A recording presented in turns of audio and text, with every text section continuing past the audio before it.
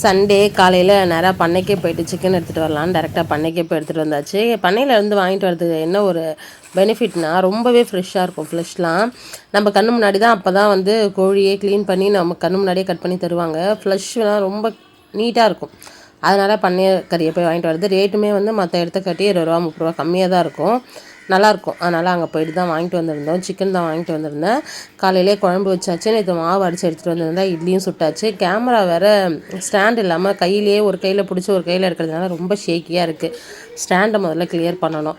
அது ஸ்க்ரூ ஒன்று காணாமல் போயிடுச்சு. அதை பார்த்து இது பண்ணணும். இட்லி இன்றைக்கி நல்லா வந்திருந்தது. நான் நேற்று மாவு பார்த்துட்டே சொல்லியிருந்தேன்ல இட்லி நல்லா வரும்ன்ட்டு. அதே மாதிரி இட்லி நல்லா பூ மாதிரி வந்திருந்தது.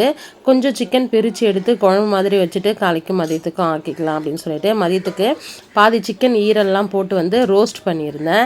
பெப்பர் ரோஸ்ட் மாதிரி பண்ணியிருந்தேன். பெப்பர்லாம் நிறையா போட்டு நல்லா இருந்துச்சு. எப்படி இருக்குதுன்னு பார்க்குறதுக்கு காலையிலே பண்ணிட்டேன். ஏன்னா குழம்பு வைக்கும்போதே பண்ணிட்டேன்னா நமக்கு ஒரு வேலை ஆகிடும்ன்ட்டு காலையிலே எல்லா வேலையுமே முடிச்சு வச்சுட்டேன். சாப்பிட்றதுக்கு டேஸ்ட்டுமே நல்லா இருந்தது. ரசமுமே வச்சுட்டு சாதம் மட்டும் செய்யணும். உங்கள் வீட்டில் என்ன ஸ்பெஷல் கமெண்ட்